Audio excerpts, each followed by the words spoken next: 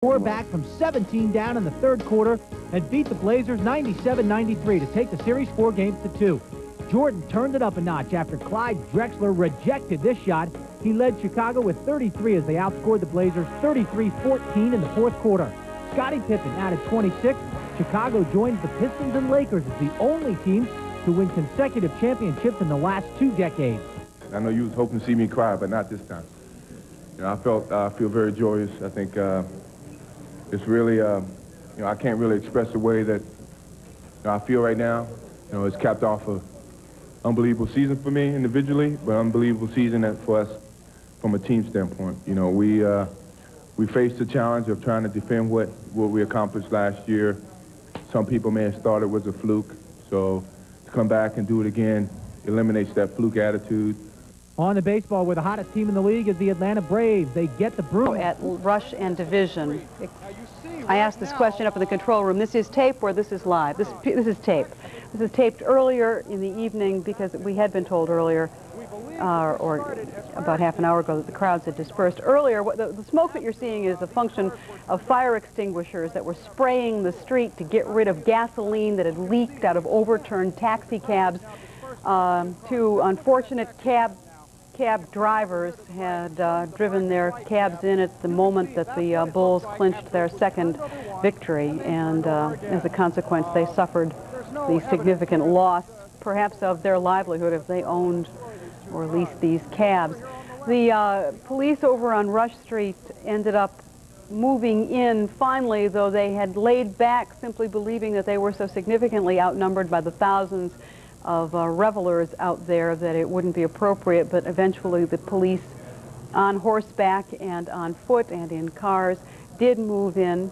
A number of arrests have been made. The bars along Division Street were summarily closed around midnight, which was before their normal closing time. And as a consequence, Rush Street has been a mess most of the evening, though we're told it's clearing now. Channel 5's Paul Hogan is on a telephone to give us an update on circumstances around the city. Paul, where are you right now? Carol, I'm at Michigan and Erie. It's the heart of the great shopping mall here along North Michigan Avenue, where, unfortunately, I have to report to you there's been several instances of looting. The crowd that you were referring to that was dispersed from Rush Street, some of it was pushed over onto Michigan Avenue. As they came up Michigan Avenue, I'm sitting in front of the Gap store here. The windows have been broken out. All of the clothes stolen out of that store. Lester Lampert Jewelry Store, the windows have been broken. I don't know what's missing from over there. Across the street at the Express store, right next to Stuart Brent Books and CD Peacock, those windows have been broken. Items have been taken out of there. And the Florsheim Shoe Store has been looted.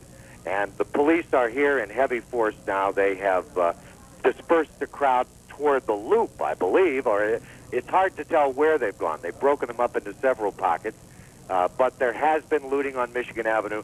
This is going to be a major consequence reported tonight, Gerald. Paul, as you stand there, can you tell us what numbers of crowds you still see there, or have they been dispersed? The crowd has now been dispersed. What I see, or in front of me, at least 100 Chicago policemen in riot gear and helmets. They're patrolling Michigan Avenue. They've set up barricades around the stores that have been looted.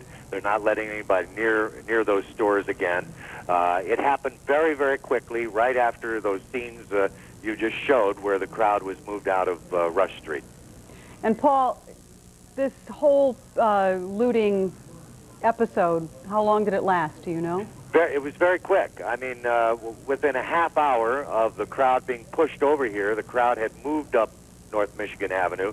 They were disturbed about having their party broken up. Many of them were saying, you know, hey, this isn't Los Angeles. The city should have let us have a party, even though the behavior, as you saw, was not such that the authorities could allow to continue.